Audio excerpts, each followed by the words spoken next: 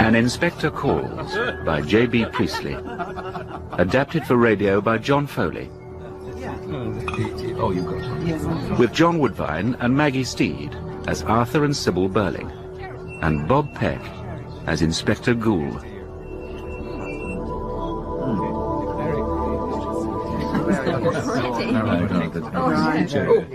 All right, Edna. Give Mr. Croft the port, will you? Yes, sir. Thank you. Oh, you'll like this port, Gerald. It's exactly the same as your father gives. Oh, then it'll be all right. The governor prides himself on being a good judge of port. Oh, I'm sure he is. Now then, Sybil, you'll take a glass tonight. Special occasion. Yes, go on, Mummy. You must drink our health. Very well, just a little. Allow me. Thank you, Gerald. All right, Edna, I'll ring from the drawing room when we want coffee. Yes, ma'am. Ah, this is very nice. Good dinner too, Sybil. Don't you think so, Gerald? No, absolutely first class. Arthur, you're not supposed to say such things. Come, Sybil, I'm treating Gerald like one of the family. I'm sure he won't object. Go on, Gerald, just you object. Wouldn't dream of it. In fact, I insist on being one of the family now. I've been trying long enough, haven't I? Except for all last summer when you never came near me. I was awfully busy at the works all that time. That's what you say. Now, Sheila, don't tease him. When you're married, you'll realise that men with important work sometimes need to spend all their time and energy on their business. You'll have to get used to that, just as I had. I don't believe I will, so you be careful, Gerald. Oh, I will. Now then, Eric, what's the joke? Don't know. Suddenly felt I just had to laugh. You're squiffy. I am not. Stop it, you two. Arthur, what about this famous toast of yours? Oh, yes, of course. Well, Gerald, it's a pity Sir George and Lady Croft can't be with us, but they're abroad, so it can't be helped. I tell you frankly that your engagement to Sheila means a tremendous lot to me. You're just the kind of son-in-law I always wanted. Your father and I have been friendly rivals in business for some time, and now you've brought us together. Perhaps we may look forward to the time when Crofts Limited and Birling and Company are no longer competing, but working together for lower costs and higher prices. Yeah. Now, Arthur, I don't think you ought to talk business on an occasion like this. Neither do I. All wrong. I only mentioned it in passing. What I did want to say was that Sheila's a lucky girl. And I think you're a pretty fortunate young man too, Gerald. I know I am. So here's wishing the pair of you the very best that life can bring. Gerald and Sheila. Yes, Gerald, Sheila, darling. Our congratulations. Oh, thank you. Eric? Yes, all the best. She's got a temper sometimes, but she's not bad, really. Good old Sheila.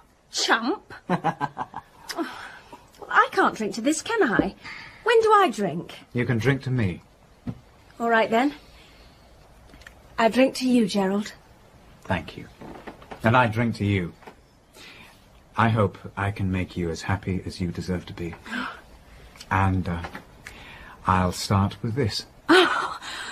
What is it? As if you didn't know. Open it. Oh, Gerald, it's wonderful. Look, Mummy, it's the ring I told you about. Isn't it a beauty? Oh, darling. Steady, you two. Now I really feel engaged. So you ought, darling. It's a lovely ring. Be careful with it. Careful. I'll never let it out of my sight. And now, Arthur, I think Sheila and I had better go into the drawing room and leave you men. No, before you go, I just want to say this. I'm delighted about this engagement. I hope it won't be too long before you're married. It's a very good time for it. And soon, it'll be an even better time. There's a lot of silly pessimistic talk about possible labour trouble in the near future. And I speak as a hard-headed businessman who has to take risks and know what he's about. I say, you can ignore all this wild talk. We've passed the worst of it. We employers are coming together at last to see that our interests and the interests of capital are properly protected. We're in for a time of steadily increasing prosperity. I believe you're right, sir. Now, you three young people, remember what I'm telling you now. In 20 or 30 years' time, you may be giving a little party like this.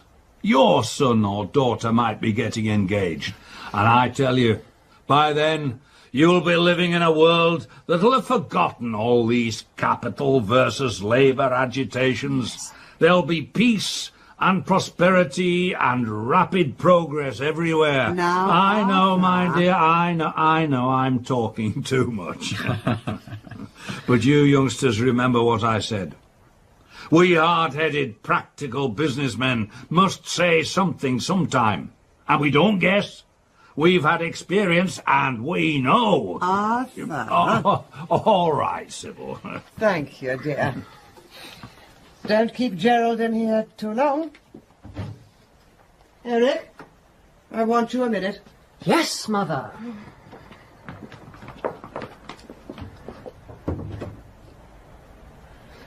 Cigar? No thanks. I can't really enjoy them. Oh, you don't know what you're missing. Oh, help yourself to port. Oh, thank you.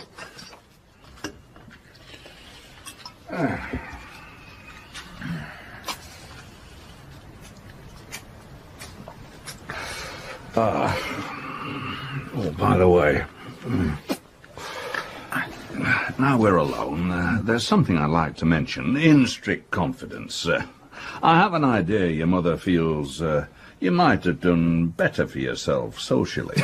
I say. Oh, no, that's all right. Now, Lady Croft comes from an old county family, landed people and so forth. It's only natural. But what I wanted to say is this. There's a fair chance that I might find my way into the next honours list. Oh, just a knighthood, of course. Oh, I say congratulations. I've had a hint or two. You see, I was Lord Mayor here 2 years ago when royalty visited, and I've always been regarded as a useful party man. So I gather there's a very good chance of a knighthood. So long as we behave ourselves, eh? Don't get into the police court or start a scandal. Well, if that's the only obstacle, sir, I think you might as well accept my congratulations now. I couldn't do that, and don't say anything yet. Not even to my mother. I know she'd be delighted. Well, when she comes back, you might drop her a hint. And you can promise her that we'll try to keep out of trouble during the next few months. What's the joke? Started telling stories? No. Want another glass of port? Oh, yes, please. All right, and give me one. Mother says we mustn't stay too long, but I don't think it matters. I left them talking about clothes. I think a girl had never had any clothes before she gets married. Women are potty about them. You've got to remember, my boy, that clothes mean something quite different to a woman. Not just something to wear, not only something to make them look prettier, but, well, a sort of sign or token of their self-respect. Oh, that's true. Yes, I remember... What do you remember? Nothing. Nothing? Sounds a bit fishy to me. No. You don't know what some of these boys get up to nowadays, Gerald. More money to spend and time to spare than when I was Eric's age. Oh, they worked as hard in those days and kept us short of cash. Though even then, we broke out and had a bit of fun sometimes. I bet you did. Yeah, but this is the point. What so many of you young fellas don't seem to understand now, when things are so much easier, is that a man has to make his own way, has to look after himself. Oh, and his family too, of course, when he has one. So long as he does that, he won't come to much harm. But the way some of these cranks talk and write now, you'd think everybody has to look after everybody else, as if we were all mixed up together like bees in a hive. Yeah. Community. All that nonsense. But take my word for it, and I've learned in the good, hard school of experience, A man has to mind his own business and look after himself and his own. And Somebody at the front door. Edna will answer it. Have another glass of port, Gerald. Then we'll join the ladies. That'll stop me giving good advice. Yes, you piled it on a bit tonight, Father. Ah, special occasion. I'm feeling contented. I wanted you to have the benefit of my experience. Please, sir, an inspector's called to see you. An inspector? What kind of inspector? A police inspector. He says his name's Goole. Goole? Oh, I don't know him. He says it's important, sir. All right, well, show him in then. Yes, sir. I'm still on the bench. It may be something about a warrant. Oh, sure to be. Unless Eric's been up to something. And that would be awkward, wouldn't it? Oh, very. Here, what do you mean? Only something we were talking about when you were out. A joke, really. Well, I don't think it's very funny. What's the matter with you? Nothing. Inspector Goole. Mr. Birling? Yes. All right, Edna. Yes, sir. You're new, aren't you, Inspector? Yes, sir. Recently transferred. I was an alderman for years, and Lord Mayor 2 years ago, and I'm still on the bench. So I know the Brumley police officers pretty well. I thought I'd never seen you before. Well, what can I do for you? I'd like some information, if you don't mind. 2 hours ago, a young woman died in the infirmary. She was taken there this afternoon because she'd swallowed a lot of strong disinfectant. Burnt her inside out. My God. Yes. She was in great agony. They did everything they could for her at the infirmary, but she died. Suicide, of course. Horrible business. But I don't understand why you should come here, Inspector. I've been round to the room she had, and she'd left a letter there. And a sort of diary. Like a lot of these young women who get into trouble, she'd used more than one name. But her real name was Eva Smith. Eva Smith. Do you remember her, Mr. Birling? Well, I seem to remember hearing that name somewhere. But it doesn't convey anything to me. She was employed in your works at one time. Oh, that's it, is it? Well, we've several hundred young women there, you know, and they keep changing. Well, this young woman, Eva Smith, was a bit out of the ordinary. I found this photograph of her in her lodgings. Perhaps you'd remember her from that. May I see that photograph too? Not just at the moment, sir. Any particular reason why not? There might be. And the same applies to me, I suppose. Yes. Oh, I can't imagine what it could be. Neither can I. It's the way I like to work. One person and one line of inquiry at a time. Otherwise, there's a muddle. Well, Mr. Birling, do you remember Eva Smith now?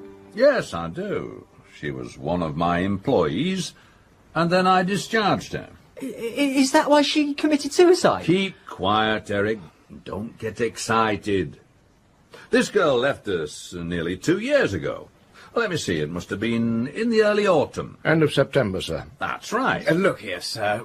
Wouldn't you rather I was out of this? I don't mind you being here, Gerald. And I'm sure you've no objection, have you, Inspector? Oh, perhaps I ought to explain first that this is Mr. Gerald Croft, son of Sir George Croft, you know, Crofts Limited.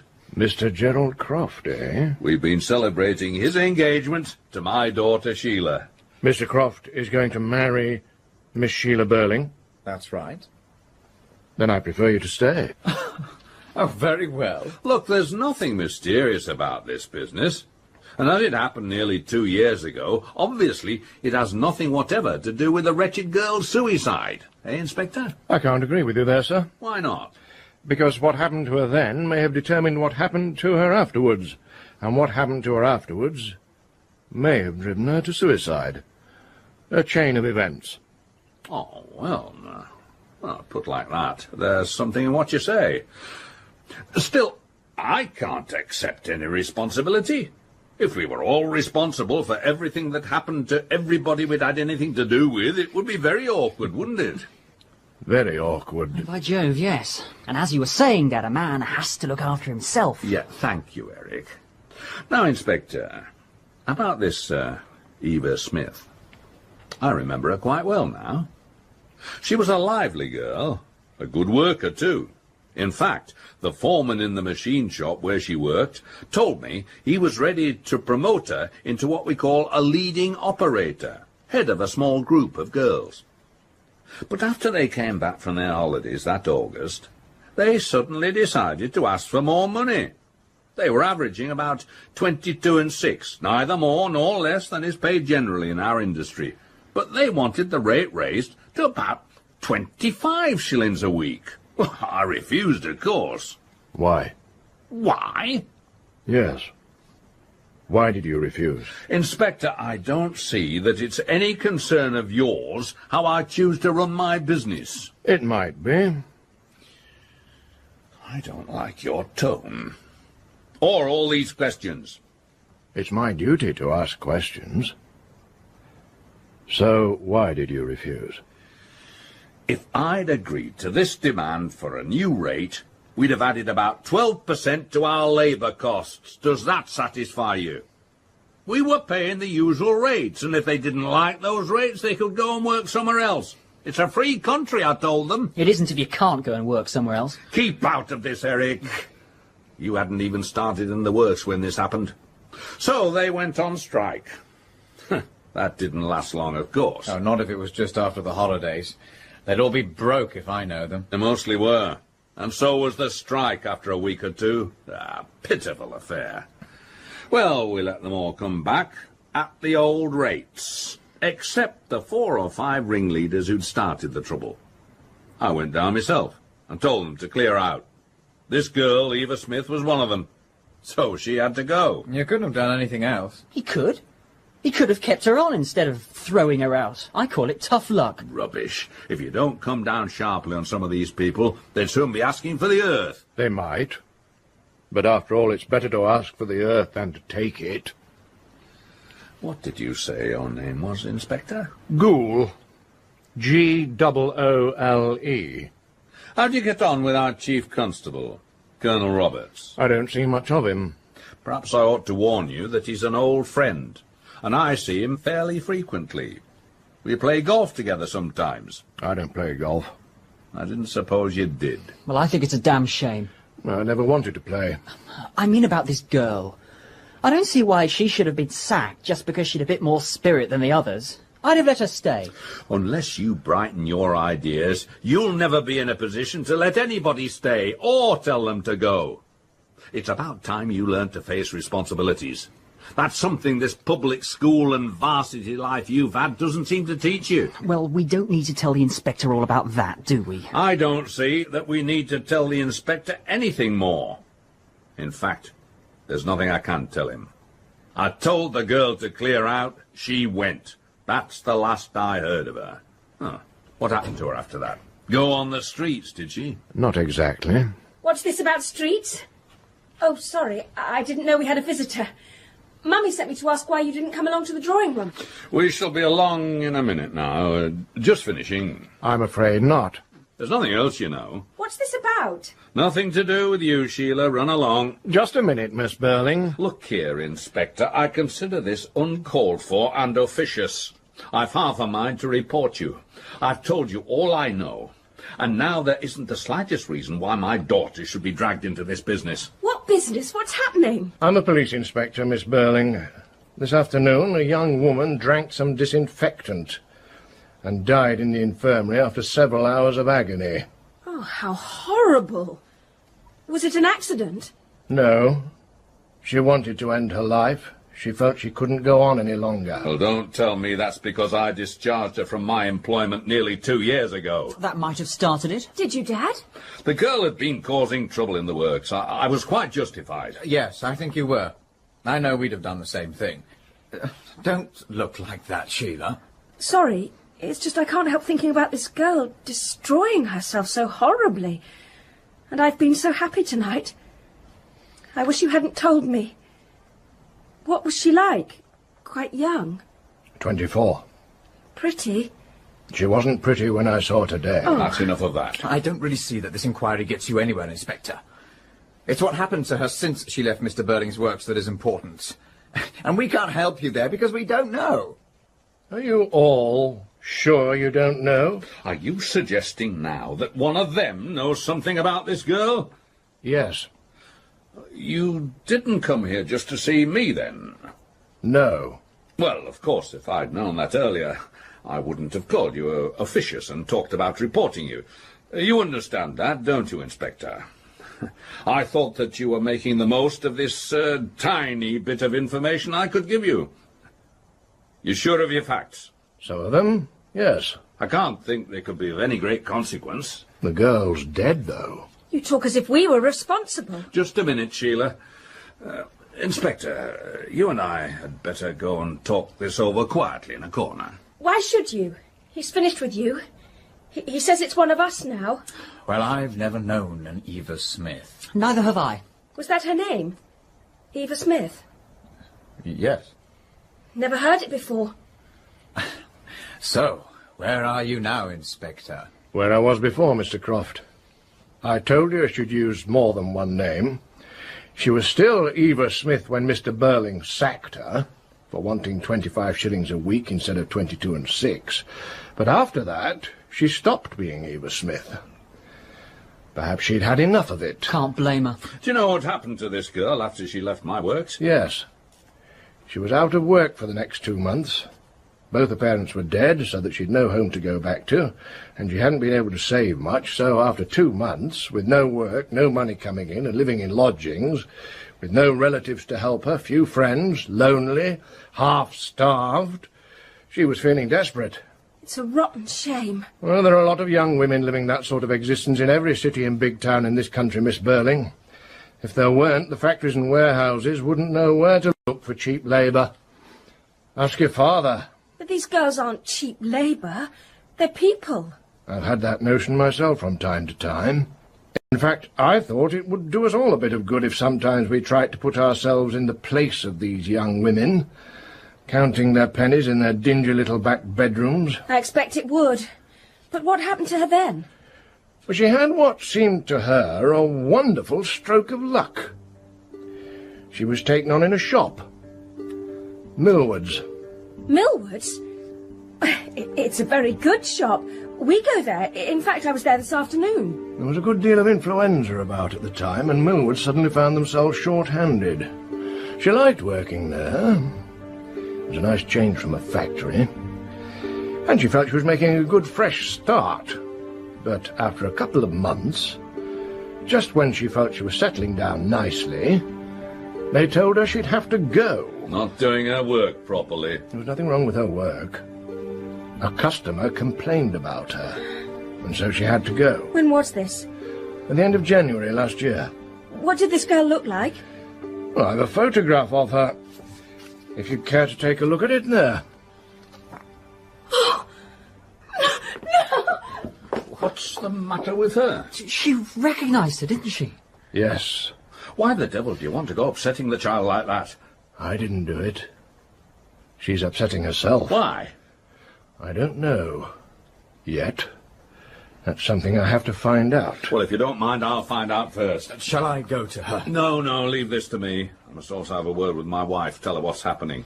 We were having a nice little family celebration tonight, and a nasty mess you've made of it. That's more or less what I was thinking earlier tonight, sir. When I was in the infirmary looking at what was left of Eva Smith. A nice little promising life there, I thought. And a nasty mess somebody's made of it. Oh, well.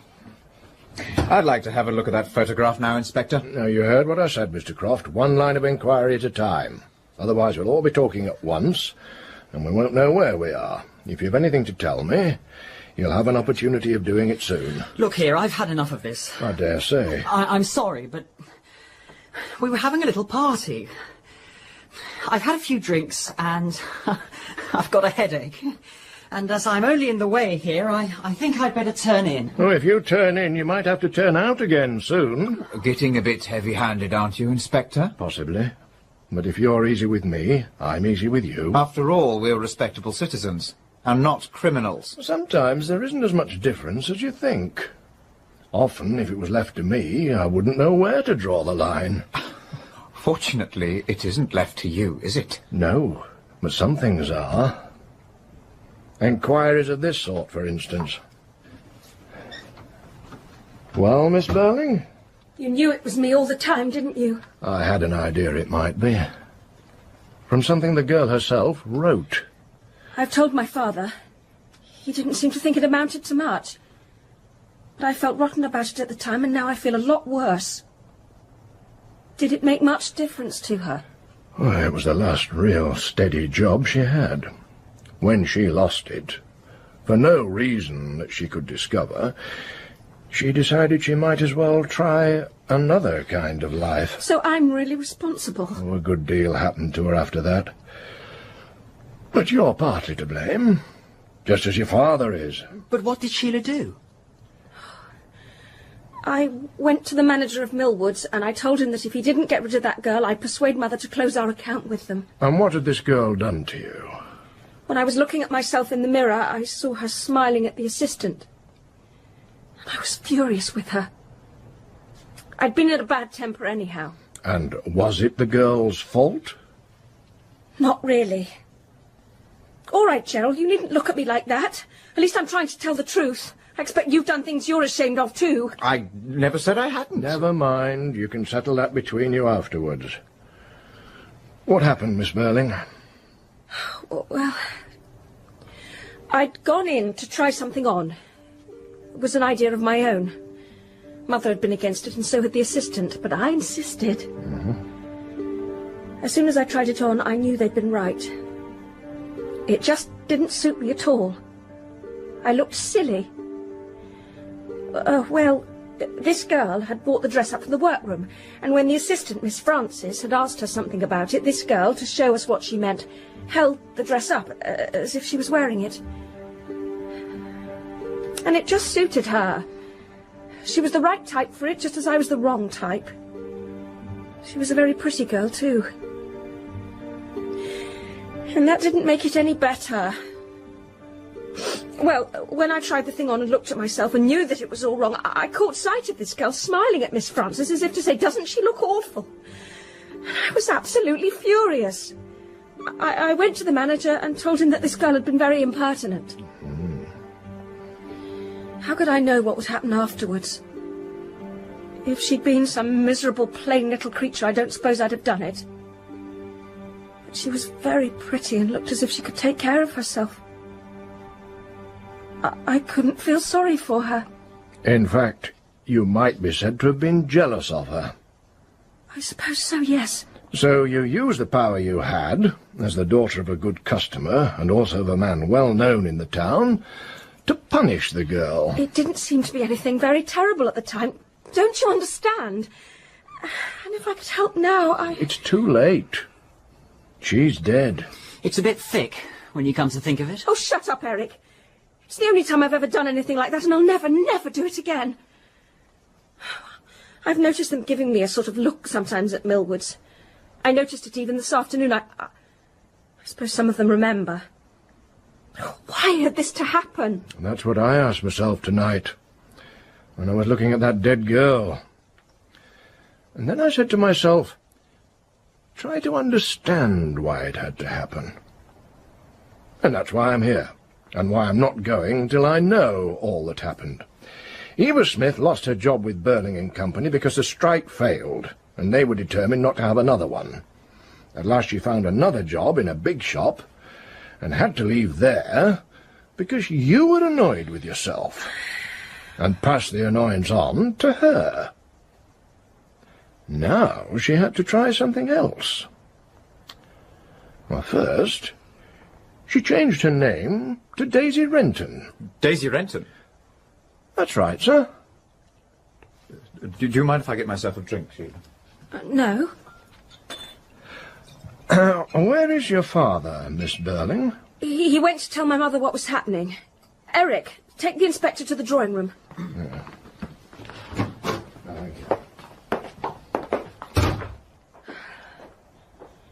Well, Gerald?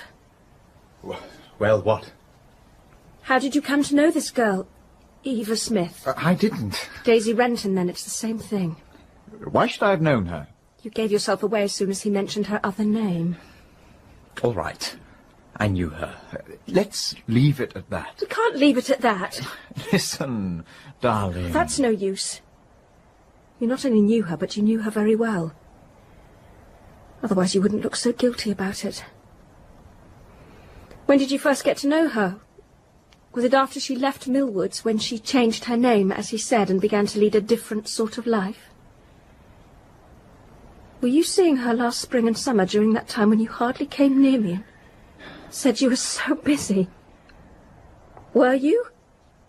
Oh, yes, of course you were. I'm sorry, Sheila.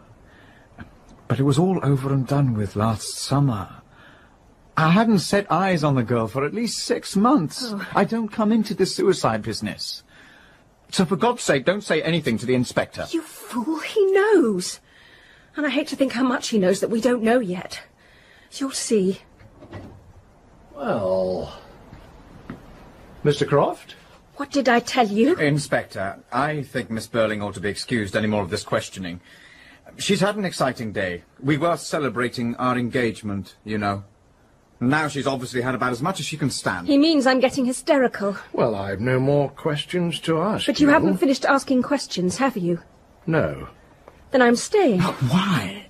It's bound to be unpleasant and disturbing. And you think young women ought to be protected against unpleasant and disturbing things? If possible, yes. Well, we know one young woman who wasn't, don't we? I suppose I asked for that. Be careful you don't ask for any more, Gerald. I only meant to say why stay when you'll hate it. It can't be any worse for me than it has been. And it might be better. I see. What? You've been put through it, and now you want to see somebody else put through it. So that's what you think I'm like? I'm glad I realised it in time. No, I didn't mean... Yes, you did. And if you'd really loved me, you couldn't have said that. You listened to that story about me. I got that girl sacked from Millwoods, and now you've made up your mind I must obviously be a selfish, vindictive creature. I neither said that nor even suggested it. Then why say I want to see somebody else put through it? That's not what I meant at all. All right, then. I'm sorry. Yes, but you don't believe me. And this is just the wrong time not to believe me. I can tell you why Miss Birling wants to stay. A girl died tonight. A pretty, lively sort of girl who never did any harm. But she died in misery and agony, hating life. I know, and I can't stop thinking about it. Miss Birling has been made to understand what she did to this girl. She feels responsible. If she leaves now, and doesn't hear any more, then she'll feel she's entirely to blame. She'll be alone with her responsibility. The rest of tonight, all tomorrow, all the next night... Yes, that's it. And I know I'm to blame, and I'm desperately sorry. But I can't believe, I won't believe it's simply my fault that in the end she committed suicide. That would be too horrible. You see, we have to share something. If there's nothing else, we have to share our guilt. Good evening, Inspector. Good evening, madam. I'm Mrs. Birling. My husband has just explained why you're here, and while we'll be glad to tell you anything you want to know, I don't think we can help you much. No, Mother. Whatever's the matter, Sheila? You're beginning all wrong. And I'm afraid you'll say something or do something that you'll be sorry for afterwards. I don't know what you're talking about. We all started like that. So confident, so pleased with ourselves until he began asking us questions. You seem to have made a great impression on this child, Inspector. We often do on the young ones. They're more impressionable. Go to bed, dear. You'll feel better in the morning. Nothing could be worse for me, Mother. I'm staying here until I know why that girl killed herself. Nothing but morbid curiosity. It isn't. Please don't contradict me like that. In any case, I don't suppose for a moment that we can understand why the girl committed suicide. Girls of that class... Mother, don't!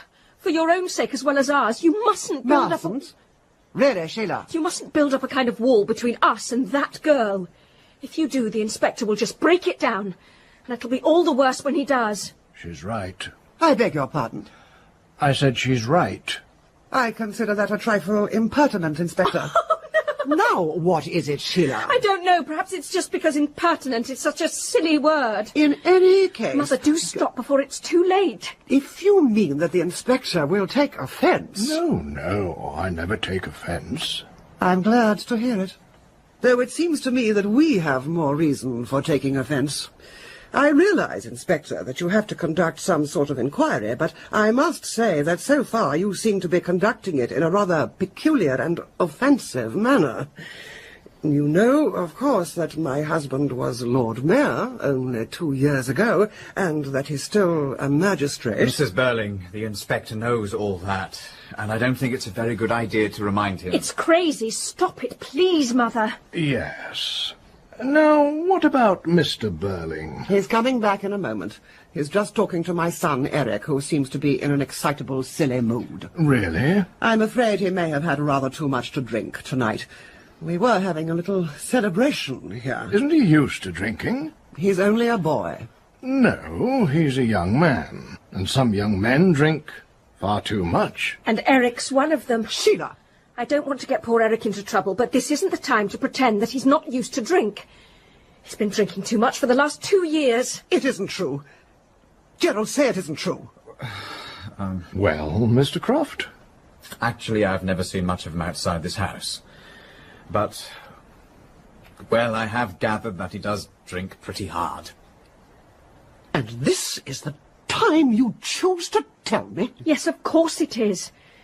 That's what I meant when I talked about building up a wall that's sure to be knocked flat. It makes it all the harder to bear. But it's you and not the inspector who's doing it. But don't you see? He hasn't started on you yet. If necessary, I shall be glad to answer any questions the inspector wishes to ask me. Though naturally I don't know anything about this girl. We'll see, Mrs. Birling. I've been trying to persuade Eric to go to bed, but he says you told him to stay up. That's right, Mr. Birling. Why? Because I shall want to talk to him. I can't see why. But if you must, then I suggest you do it now. Have him in and get it over, then let the lad go. I'm sorry, but I can't do that yet. Now look here, Inspector. He must wait his turn. Inspector, I've told you before, I don't like your tone, nor the way you're handling this inquiry. And I don't propose to give you much more rope. You needn't give me any rope. No, he's giving us rope so that we'll hang ourselves. Sybil, what is the matter with that child? Overexcited. Well, come along, Inspector. What is it you want to know? At the end of January last year, Eva Smith had to leave Millwards because Miss Birling compelled them to discharge her. And then she stopped being Eva Smith and looking for a job and became Daisy Renton with other ideas. Mr. Croft, when did you get to know her? What? Gerald? Where did you get the idea that I did know her? It's no use, Gerald. You gave yourself away as soon as I mentioned the name Daisy Renton. Of course he did. All right. I met her first sometime in March last year, in the Stalls Bar at the Palace. I mean the Palace Music Hall here in Brumley. Well, we didn't think you meant Buckingham Palace. Sheila, you've said your piece. You're obviously going to hate this, so why on earth don't you just leave us to it? Nothing would induce me. I want to understand exactly what happens when a man says he's so busy at the works that he hardly has time to come and see the girl he's supposed to be in love with. In the Stalls Bar at the Palace Variety Theatre. I happened to look in one night, and as the show wasn't very bright, I went to the bar. It's a favourite haunt of women of the town. Women of the town? I think it would be much better if Sheila didn't listen to this story. You're forgetting I'm supposed to be engaged to the hero of it. Go on, Gerald. You went into the bar, a favourite haunt of the women of the town. Oh, I'm glad I amuse you. Come along, Mr. Croft. What happened? I didn't propose to stay long. But then I noticed this girl. My God. Sorry, I've suddenly realised, just taken it properly, that she's dead. Go on, Mr. Croft. She looked young and fresh and altogether out of place there. And obviously she wasn't enjoying herself. Old Joe Meggerty, half-drunk and goggled-eyed, had wedged her into a corner with that obscene fat carcass. There's no need to be disgusting. And surely you don't mean Alderman Meggerty? Of course I do. He's a notorious womanizer, as well as being one of the worst sots in Brumley. Well, really? Alderman Meggerty. I must say, we are learning something tonight. Well, go on, please, Mr. Croft. The girl saw me looking at her and gave me a glance. There was nothing less than a cry for help. So I went across and told Meggerty that the manager had a message for him or something like that. Got him out of the way. And then told the girl she'd better let me take her out of there. Where did you go? To the county hotel, which I knew would be quiet at that time of night. All she wanted was to talk. A little friendliness. She talked about herself? Yes. She told me her name was Daisy Renton, that she'd lost both parents, that she came originally from somewhere outside Brumley. She also told me that she'd had a job in one of the works here and had had to leave after a strike. She said something about a shop too, but wouldn't say which it was. And she was deliberately vague about what happened. I couldn't get any exact details about her past life, but what she did let slip, though she didn't mean to, was that she was desperately hard up, and at that moment was actually hungry. I made the people at the county find her some food. And then you decided to keep her as your mistress? What? Of course, Mother. It was obvious from the start. I discovered she was going to be turned out of the miserable back room she had. A friend of mine had gone off to Canada for 6 months and given me the key to a set of rooms and asked me to keep an eye on them and use them if I wanted. So I insisted on Daisy moving into those rooms, and I made her take some money to keep her going there. I want you to understand, Inspector, that I didn't install her there so that I could make love to her. I made her go because I was sorry for her, and I didn't like the idea of her going back to the Palace Bar. I didn't ask for anything in return. I see. Yes, but why are you saying that to him? You ought to be saying it to me. I suppose I ought, really. I'm sorry, Sheila. Somehow I know. Somehow he makes you. But she became your mistress? I suppose it was inevitable. She was young and pretty and warm-hearted and intensely grateful. I became the most important person in her life. Were you in love with her? Oh, I really must protest. Why should you protest? It was you who turned the girl out in the first place. I only did what any employer might have done. And what I was going to say was that I protest against the way in which my daughter, a young, unmarried girl, is being dragged And into it was this whole I who had the girl turned out of her job at Millwoods. And I'm supposed to be engaged to Gerald. I'm not a child, Father. I've a right to know. Well, Gerald, were you in love with her? It's hard to say. I didn't feel about her as she felt about me. Of course not. You were the wonderful fairy prince. You must have adored it. All right, I did for a time. Nearly any man would have done. That's probably about the best thing you've said tonight. At least it's honest. Did you go and see her every night? No, I wasn't telling you a complete lie when I said I've been busy at the works. We were very busy. But of course I did see a good deal of her. I don't think we want any further details of this disgusting affair. I do. It wasn't disgusting. It's disgusting to me. Yes, but after all, you didn't come into this, did you, Mother? Inspector, is there anything else you want to know? That you ought to know? Yes. When did this affair end? I can tell you exactly. In the first week of September. I had to go away for several weeks on business. By that time, Daisy knew it was coming to an end, so I broke it off definitely before I went. How did she take it? Better than I'd hoped. She didn't blame me at all. I wish to God she had now. Perhaps I'd feel better about it. She had to move out of those rooms? Yes. She'd saved a little money during the summer. Didn't want to take any more from me.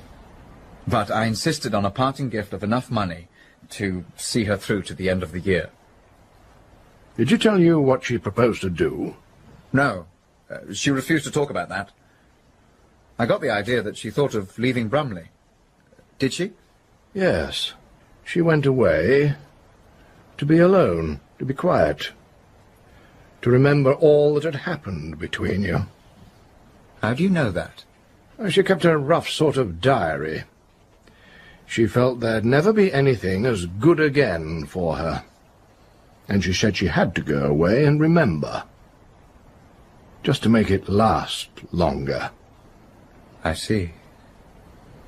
Well, I never saw her again.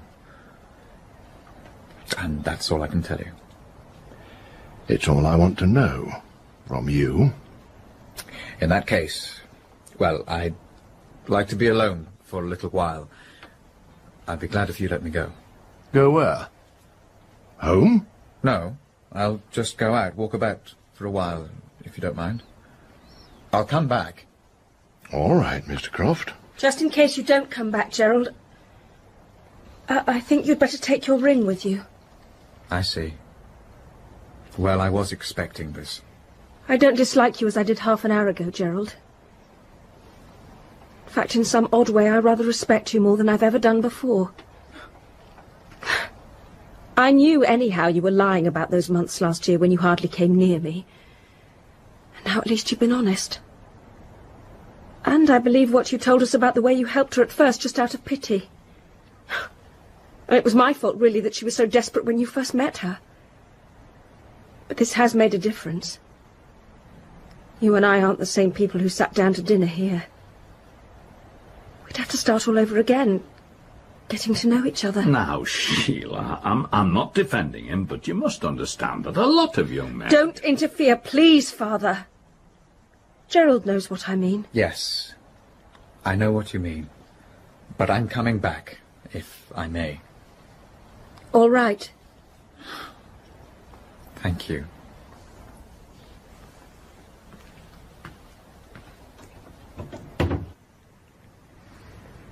You know, Inspector, you never showed him that photograph of her. It wasn't necessary. You have a photograph of this girl? Yes. I think you'd better take a look at it. You recognize her? No. Oh, I can't believe she could have changed so much. I don't understand you. You're not telling me the truth. I beg your pardon. Look here, Inspector, I'm not going to have this. You'll apologise at once. For doing my duty? For being so offensive about it. I'm a public man. Public men, Mr. Birling, have responsibilities as well as privileges. Possibly, but you weren't asked to come here to talk to me about my responsibilities. Let's hope not, though I'm beginning to wonder. Does that mean anything, Sheila? It means that we've no excuse now for putting on airs, and that if we've any sense we won't try. Father threw this girl out because she asked for decent wages. I pushed her further out, right into the street, just because she was pretty. Gerald set her up as his mistress and then dropped her when it suited him, and now you're pretending you don't recognise her from that photograph. And if you're not telling the truth, why should the Inspector apologise? Can't you see, Mother, you're making it worse? Oh, it was the door again. Gerald must have come back. Unless your son has just gone out. I'll see. Mrs. Birling, you're a prominent member of the Brumley Women's Charity Organisation. Go on, Mother. You might as well admit it. Yes, she is. Why? It's an organisation to which women in distress can appeal for help. Isn't that so? We've done a great deal of useful work in helping deserving cases. You were in the chair of the interviewing committee 2 weeks ago, were you not? And if I was, what business is it of yours? Mrs. Birling. It must have been Eric we heard go out. Eric? Where can he have gone to? Can't imagine. But he was in one of his excitable, queer moods, and even though we don't need him here... We do need him here, and if he's not back soon, I shall have to go and find him. Why? I'll explain that when you've answered my questions. Is there any reason why my wife should answer questions from you, Inspector? Yes, a very good reason. You remember that Mr. Croft told us that he hadn't spoken to or seen Eva Smith since last September. But Mrs. Birling spoke to and saw her only 2 weeks ago. Mother! Is this true? Yes, quite true. She appealed to your organisation for help? Yes. Not as Eva Smith. No, nor as Daisy Renton. As what, then? First, she called herself Mrs. Birling. Mrs. Birling? It was gross impertinence. Naturally, that was one of the things that prejudiced me against her case. I should think so. Damned impudence. You admit to being prejudiced against her case? Yes. And was it owing to your influence as the most prominent member of the committee that help was refused the girl? Yes. I didn't like her manner. She'd impertinently made use of our name, though she pretended afterwards it just happened to be the first she thought of. She had to admit, after I began questioning her, that the story she told at first about a husband who deserted her was quite false. Why did she want help? You know very well why. No, I don't. I know why she needed help. But as I wasn't there, I don't know what she asked from your committee. I don't think we need to discuss it. Mrs. Birling. If you think you can bring any pressure to bear upon me, Inspector, you're quite mistaken. Unlike the other three, I did nothing I'm ashamed of or that won't bear investigation. The girl made a claim for assistance. I wasn't satisfied with it. She seemed to me to be not a good case, and so I used my influence to have it refused. And in spite of what's happened to the girl since, I consider I did my duty. So, if I prefer not to discuss it any further, you have no power to make me change my mind. Yes, I have. No, you haven't. Simply because I've done nothing wrong, and you know it. I think you did something terribly wrong. And that you're going to spend the rest of your life regretting it. I wish you'd been with me tonight in the infirmary. You'd have seen... No, no, please. I've imagined it enough already. Then the next time you imagine it, just remember that this girl was going to have a child. Oh, really? Oh, horrible. How could she have wanted to kill herself? Because she'd been turned out and turned down too many times. Mother, you must have known. It was because she was going to have a child that she went for assistance to your mother's committee. Look here. This wasn't Gerald Croft. Oh. No, no. Nothing to do with him. Thank goodness for that. Though I don't know why I should care now. And you've nothing further to tell me, Mrs. Birling. I'll tell you what I told her. Go and look for the father of the child. It's his responsibility. That doesn't make it any the less yours. She came to you for help, at a time when no woman could have needed it more. She was alone, friendless, almost penniless, desperate. She needed not only money, but advice, sympathy, friendliness, and you slammed the door in her face. Mother, that was cruel and vile. I must say, Sybil, that when this comes out at the inquest, it isn't going to do us much good. Oh, stop it, both of you. And before you start accusing me of anything, please remember that it wasn't I who had her turned out of her employment, which probably began it all. In the circumstances, I think I was justified. The girl had begun by telling us a pack of lies. Afterwards, when I got at the truth, I discovered that she knew who the father was. So I told her it was her business to make him responsible. If he refused to marry her, and in my opinion he ought to be compelled to, then he must at least support her. And what did she reply to that? Oh, she was giving herself ridiculous airs, claiming elaborate fine feelings and scruples that were simply absurd in a girl in her position. What did she say? She said that the father was only a youngster, silly and wild and drinking too much. There couldn't be any question of marrying him. It would be wrong for them both. He had given her money, but she didn't want to take any more money from him. Why didn't she want to take any more money from him? Oh, some fancy reason. As if a girl of that sort would ever refuse money. I warn you, you're making it worse for yourself. What reason did she give for not taking any more money? Her story was that he'd said something one night when he was drunk that gave her the idea that it wasn't his money. Where had he got it from, then? He'd stolen it. So she'd come to you for assistance because she didn't want to take stolen money. That's the story she finally told, after I'd refused to believe her original story, that she was a married woman who'd been deserted by her husband. I didn't see any reason to believe that one story should be any truer than the other. Therefore, you're quite wrong to suppose I shall regret what I did. But if her story was true, if this boy had been giving her stolen money, then she came to you for help, because she wanted to keep this youngster out of any more trouble. Possibly.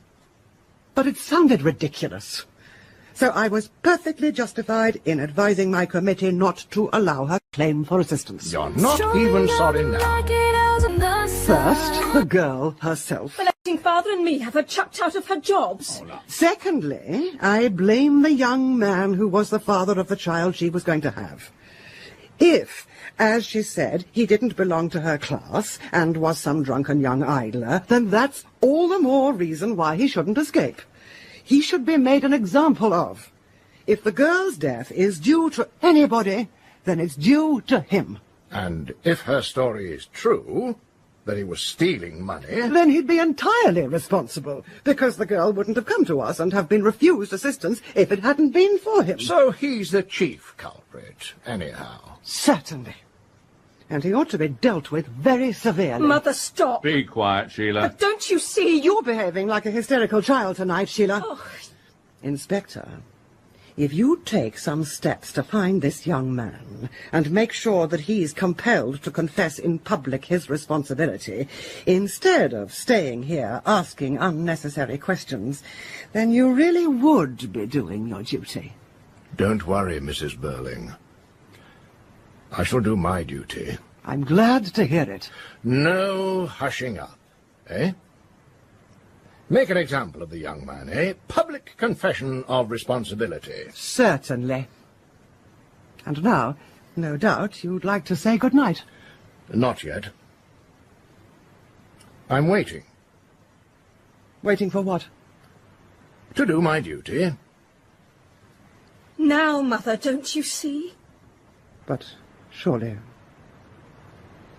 I mean... It's ridiculous. Inspector, you're not trying to tell us that my boy is mixed up in this? If he is, then we know what to do, don't we? Mrs. Birling has just told us. My God.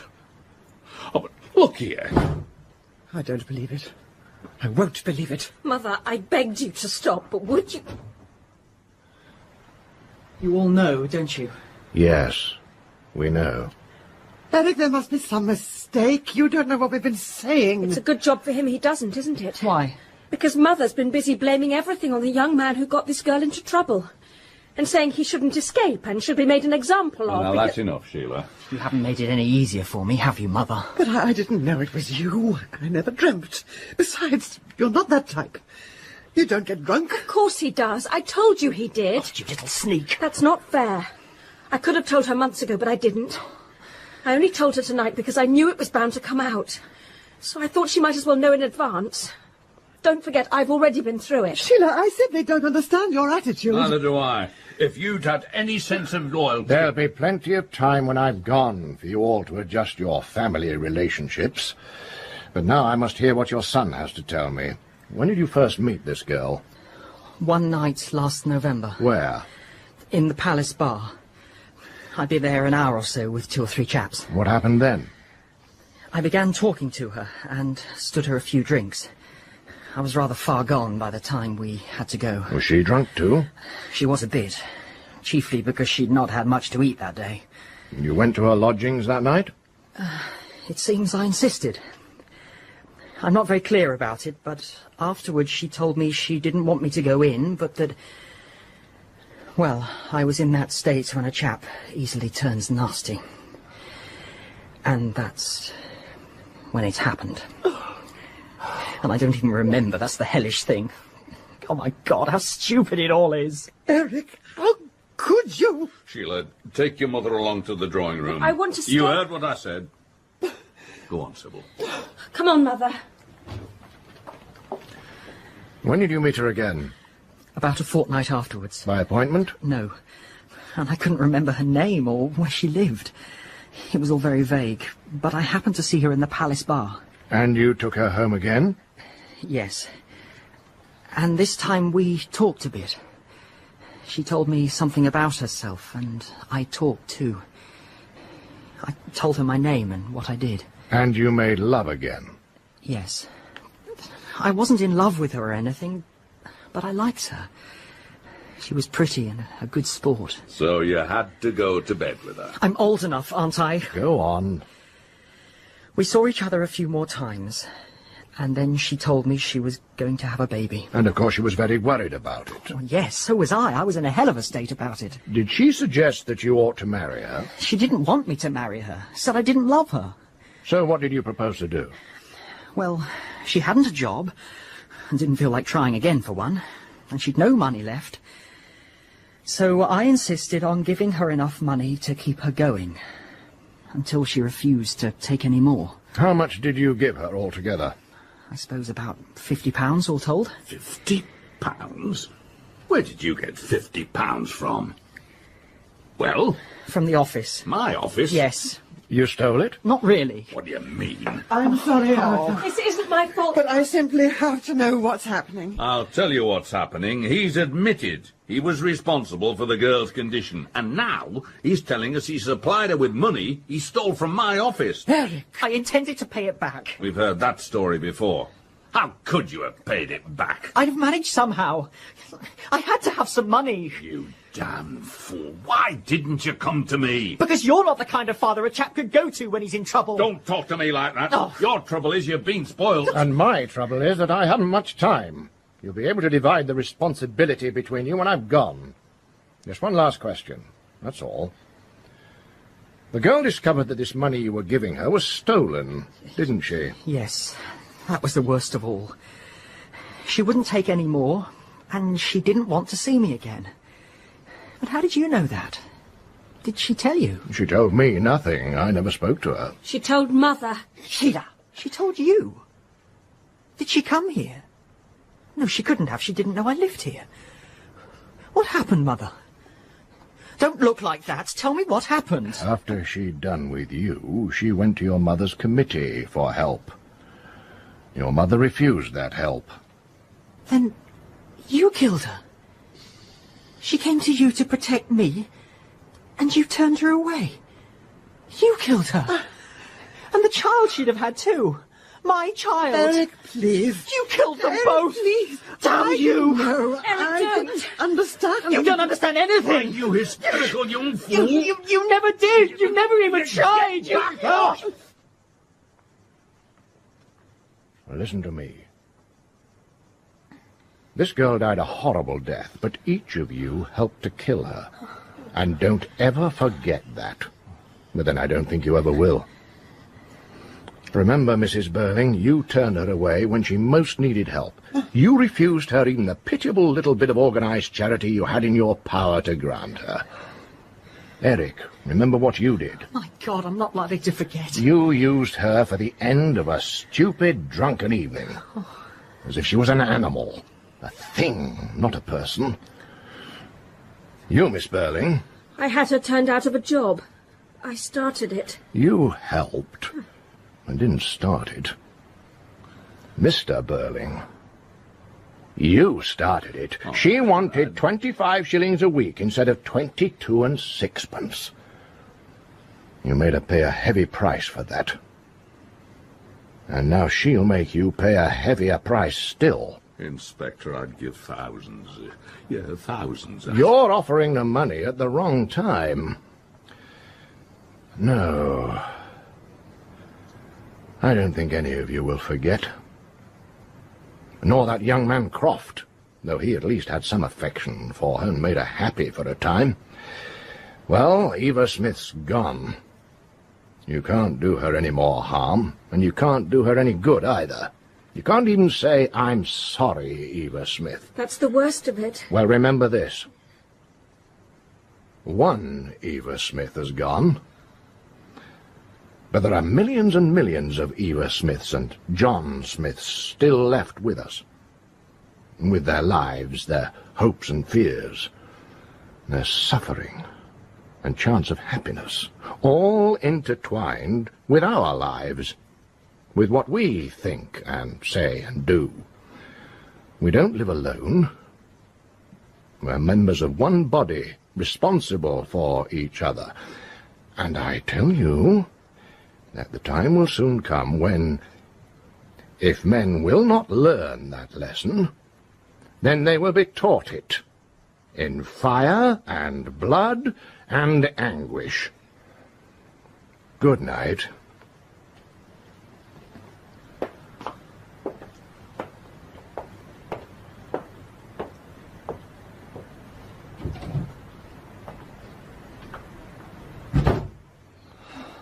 You're the one I blame for this, Eric. I'll bet I am. You don't realise yet all you've done. There'll be a public scandal. I don't care now. You don't seem to care about anything. But I care. I was almost certain for a knighthood in the next honours list. For God's sake! What does it matter now whether they give you a knighthood or not? It doesn't matter to you. Apparently nothing matters to you. But it may interest you to know that until every penny of that money you stole is repaid, you'll work for nothing. And there's going to be no more of this drinking round the town and picking up women in the palace bar. I should think not. Eric, I'm absolutely ashamed of you. I don't blame you. But don't forget, I'm ashamed of you as well. No. Yes, both of you. Drop that. There's every excuse for what your mother and I did.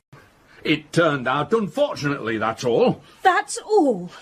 Oh, well, what have you got to say? I don't know where to begin. Then don't. I know I behaved badly and I'm ashamed of it.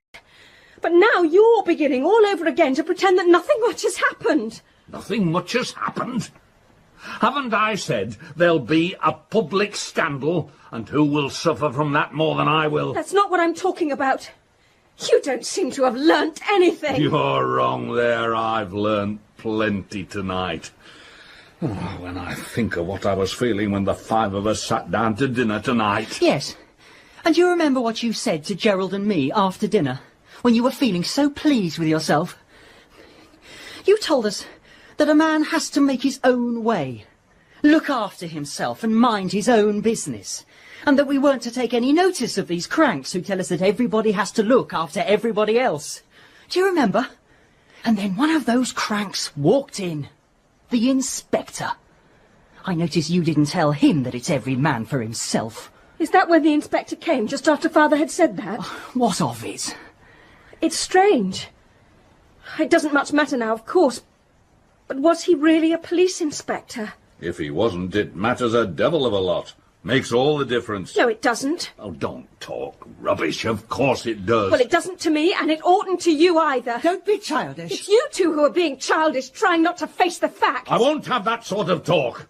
Any more of that and you leave this room. That'll be terrible for her, won't it? Don't you see? If all that's come out tonight is true, then it doesn't much matter who it was who made us confess. And it was true, wasn't it?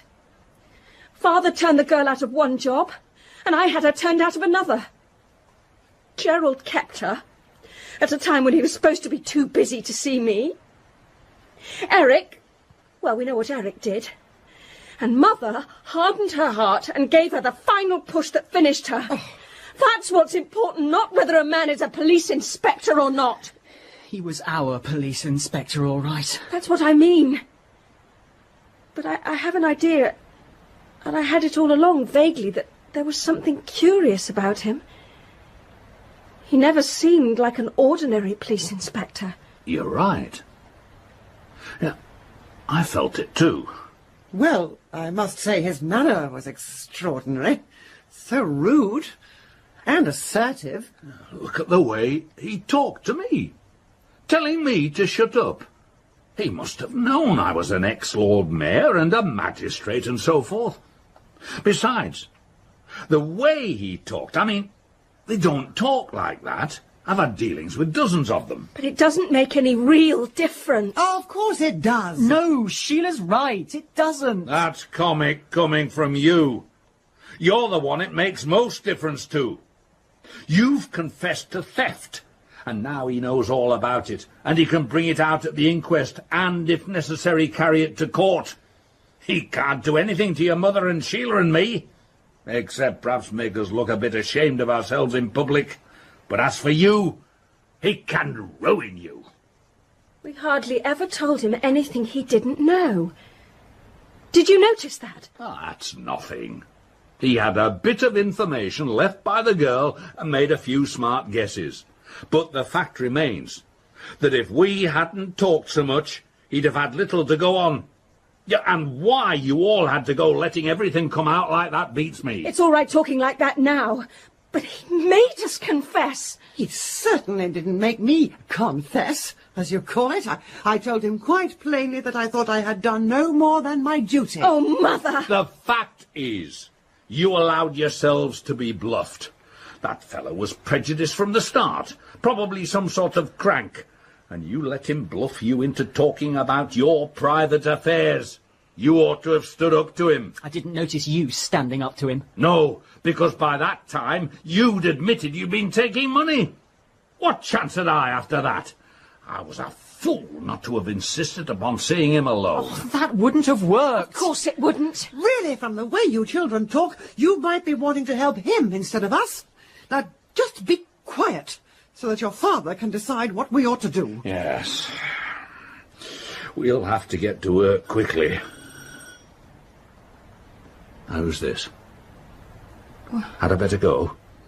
Edna will go. I asked her to wait up to make us some tea. It might be Gerald coming back. Oh, Gerald?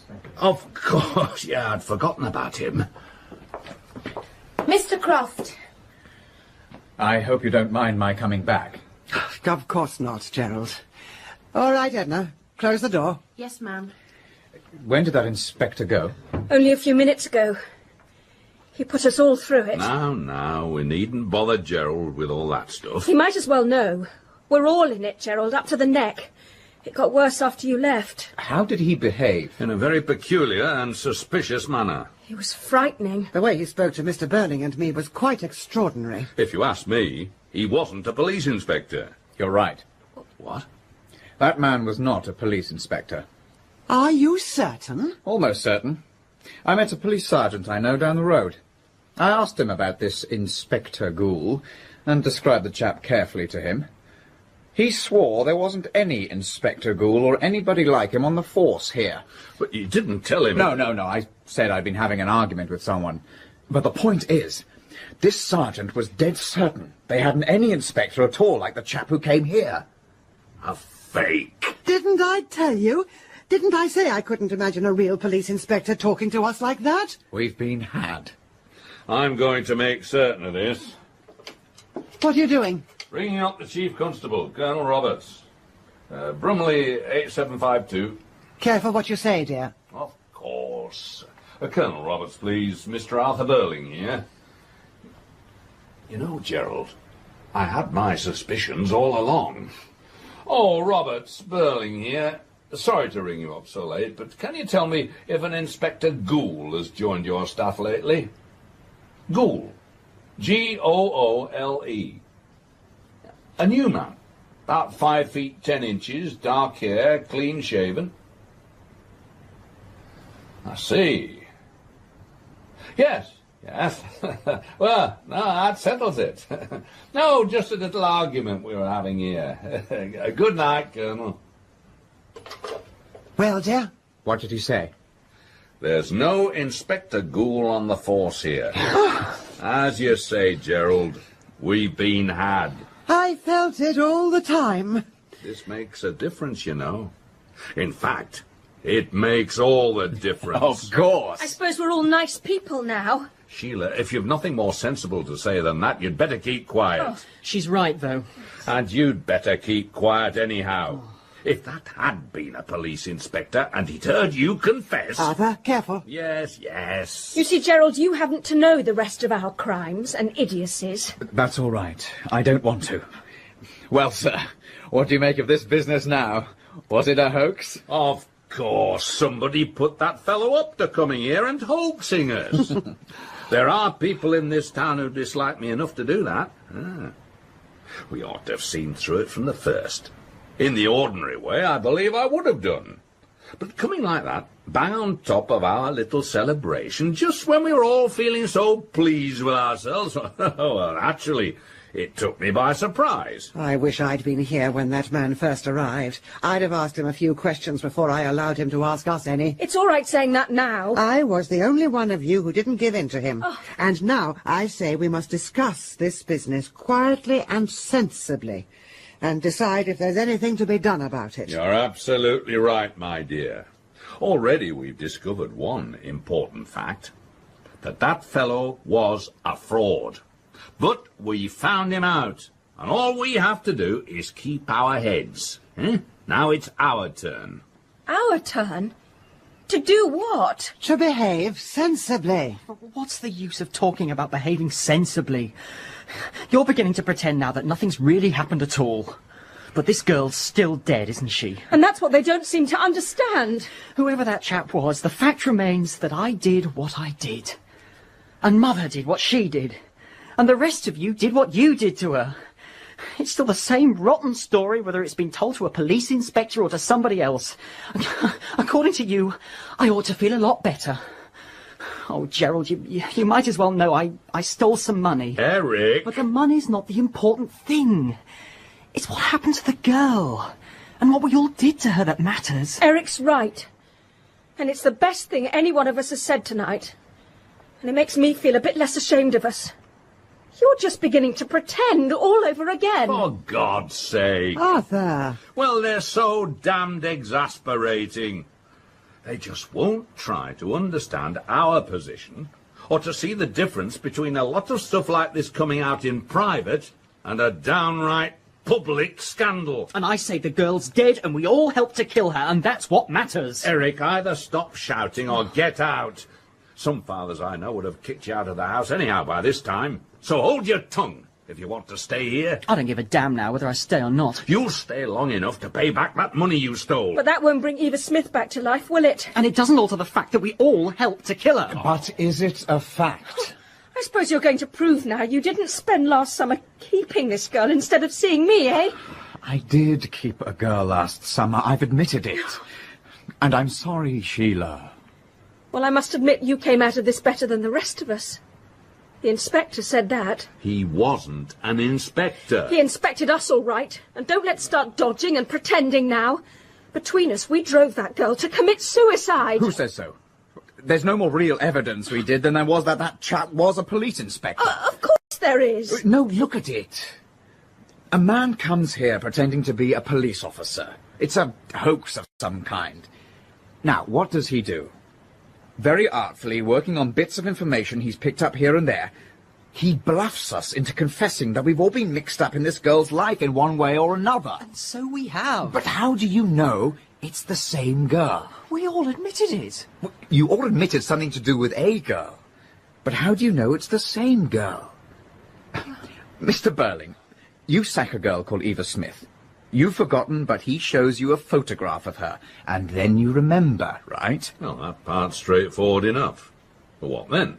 Well, he happens to know that Sheila once had a girl sacked from Millward's shop. He tells us that it's this same Eva Smith, and he shows her a photograph that she recognizes. Yes. But how do you know it's the same photograph? Did you see the one your father looked at? No.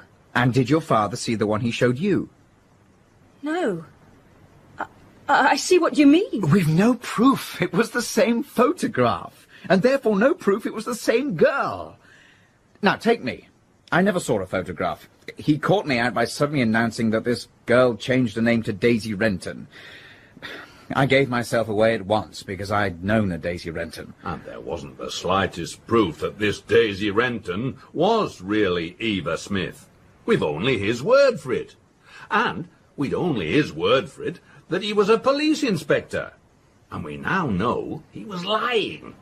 So he could have been lying all the time. Exactly. Now, what happened after I left? I was upset because Eric had left the house, and this man said that if Eric didn't come back, he'd have to go and find him. Well, that made me feel worse still. And his manner was so severe, and he seemed so confident.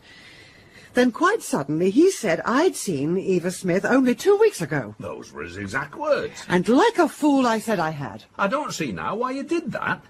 She didn't call herself Eva Smith when she came to see you at the committee, did she? Of course she didn't. But when he suddenly turned on me with those questions, I answered more or less as he wanted me to. But, Mother, he showed you a photograph of the girl before that, and you obviously recognised it. Did anybody else see it? No. He showed it only to me. Then there's still no proof it was the same girl. He might have showed you the photograph of any girl who applied to the committee. And how do we know that she was Eva Smith or Daisy Renton? Gerald's right. He could have used a different photograph each time, and we've been none the wiser. We may all have been recognising different girls. Eric, did he ask you to identify a photograph? He didn't need a photograph by the time he got round to me. But obviously it must have been the girl I knew who went to see Mother. Why must it? She said she had to have help because she wouldn't take any more stolen money.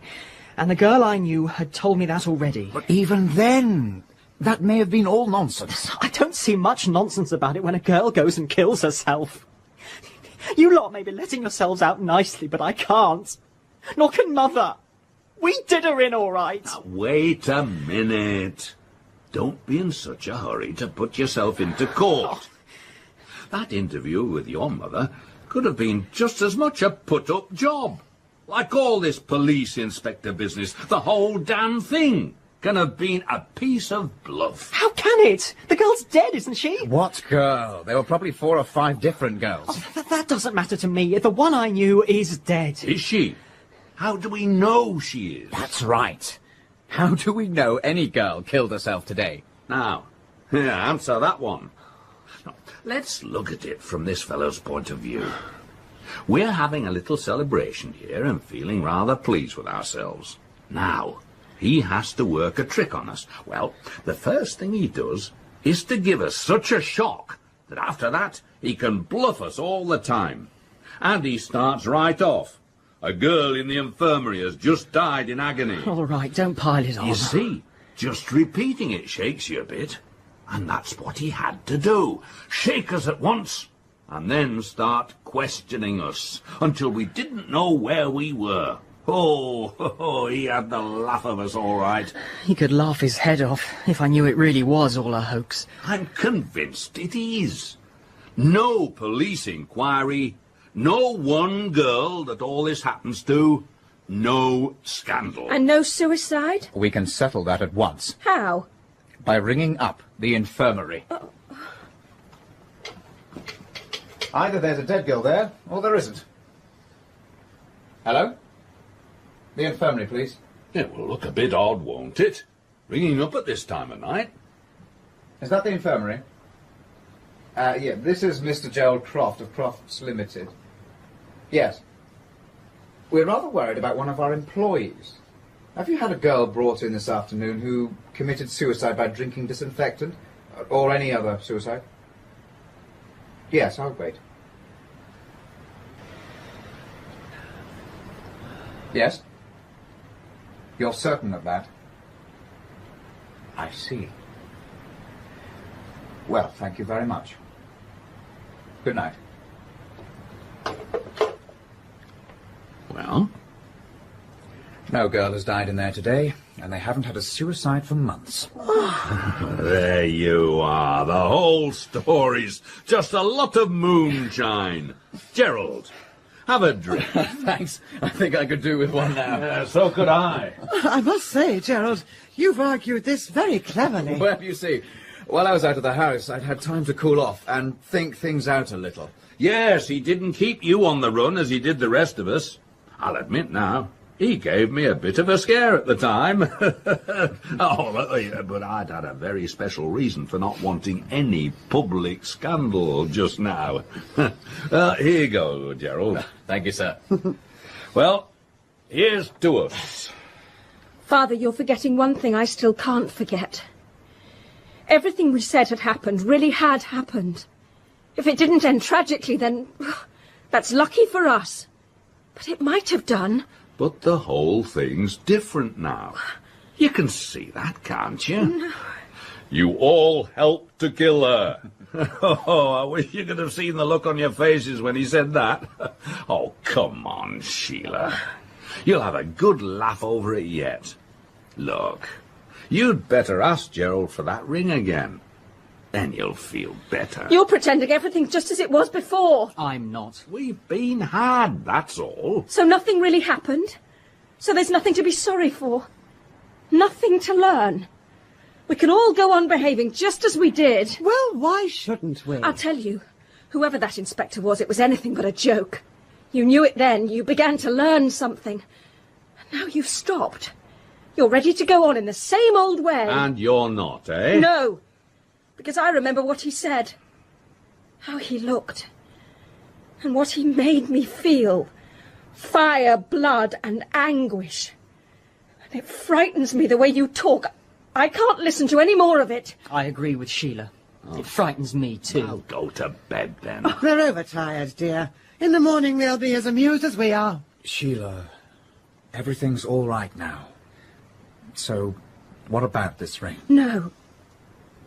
Gerald, not yet. It's too soon. I must think. Oh, now, look at the pair of them. The famous younger generation who know it all. They can't even take a joke.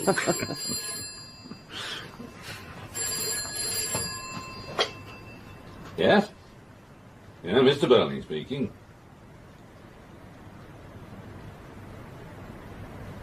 What? Hello? Hello?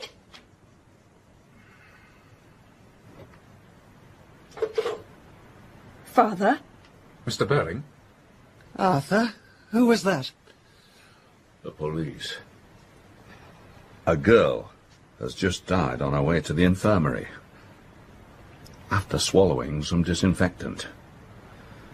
And the police inspector is on his way here to ask some questions. In An Inspector Calls by J.B. Priestley, Inspector Goole was played by Bob Peck, Arthur Birling, John Woodvine, Sybil Birling, Maggie Steed, and Sheila Birling, Sarah Jane Home. Eric Birling was David Antrobus, Gerald Croft, Joe Stone Fewings, and Edna, Alison Pettit. The music was composed and performed by Simon Russell. Technical presentation was by Martha Littlehales, and the production assistant was Joanne Hopper. An Inspector Calls was adapted for radio by John Foley and was directed for the BBC World Service by Rosalind Ward